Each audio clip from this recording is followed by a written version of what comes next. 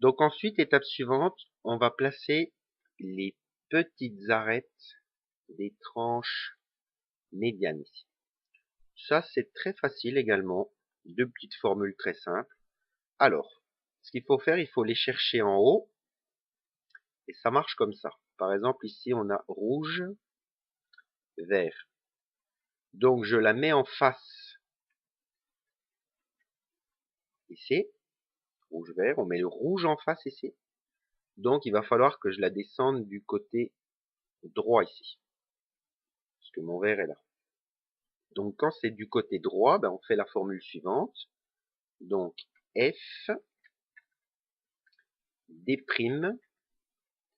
F', D. Et voilà, ça l'a placé correctement. Je continue avec les autres. Alors, par exemple, ici, j'ai l'arête orange, vert. Donc, je la place en face. Ben, ça tombe bien, c'est de l'autre côté. Orange, vert. Mais cette fois-ci, je dois la placer à gauche. Puisque mon vert est ici. Donc, quand c'est à gauche, ben, c'est la formule symétrique, en fait. Hein. C'est donc F', G, F, G'. Voilà. Je continue.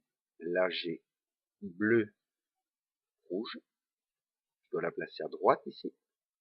Donc, formule F, D', F', D. Voilà. Et la dernière, orange, bleu. Donc, je la mets en face. Voilà. Je dois la descendre à droite ici. Donc, c'est la formule F, D', F', D. Voilà. Donc, mes petites arêtes ici sont toutes bien placées. Ensuite, et donc je peux placer également là, hein, ça se place bien automatiquement. Ensuite, l'étape suivante donc va consister à placer les petites arêtes en haut. On fait ça en deux étapes. Première étape, on va faire apparaître en haut toutes les arêtes jaunes. Et dans un deuxième temps, on les place correctement. Alors, pour les faire apparaître, là, on va utiliser plusieurs cas de figure. Je vais vous montrer ça. Alors ici, c'est un cas de figure, en fait, donc, où on en a deux déjà de bien, et les deux autres, là, ne sont pas bien placés. Alors, donc, quand on est dans ce cas-là, ce que l'on fait, on va utiliser ce qu'on appelle je sais pas si, je crois que c'est un 3-6, enfin, je sais plus exactement. C'est pas grave. Donc, alors, en fait, ce qu'on va faire, on va faire la formule suivante. Donc, ce qu'il faut, c'est bien de la comprendre pour la retenir. C'est plus facile. Donc, en fait, là, je mets mes deux mal placés. Voilà.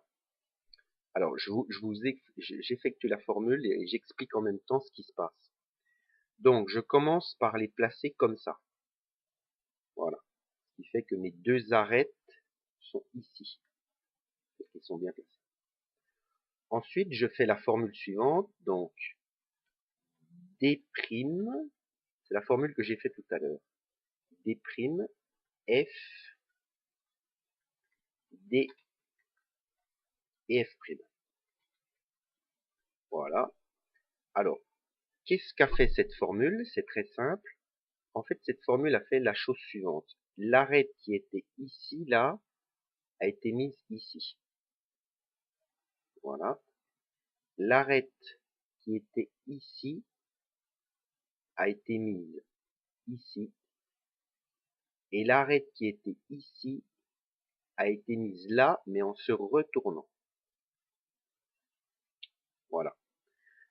Donc maintenant, ce qu'on va faire, on va faire une formule qui va permettre de mettre cette arête-là ici, cette arête-là ici et cette arête-là. Et après, on refera la formule à l'envers pour repositionner correctement tout ça.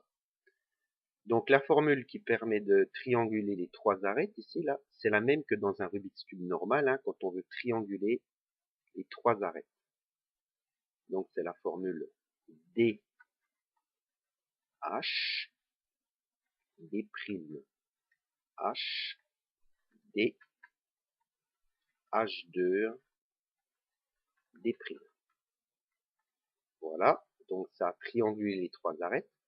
Alors maintenant, qu'est-ce qui va se passer quand on va faire la formule inverse de la formule de tout à l'heure? Ben, c'est que cette arête-là va venir ici. Donc ça en fera déjà 3 de bien placés. Ensuite, cette arête-là va se repositionner ici. Donc on va remettre tout ça bien. Et l'arête qui est ici va s'inverser et se mettre là. Ce qui fait qu'on les aura toutes. Donc on fait la formule inverse de tout à l'heure.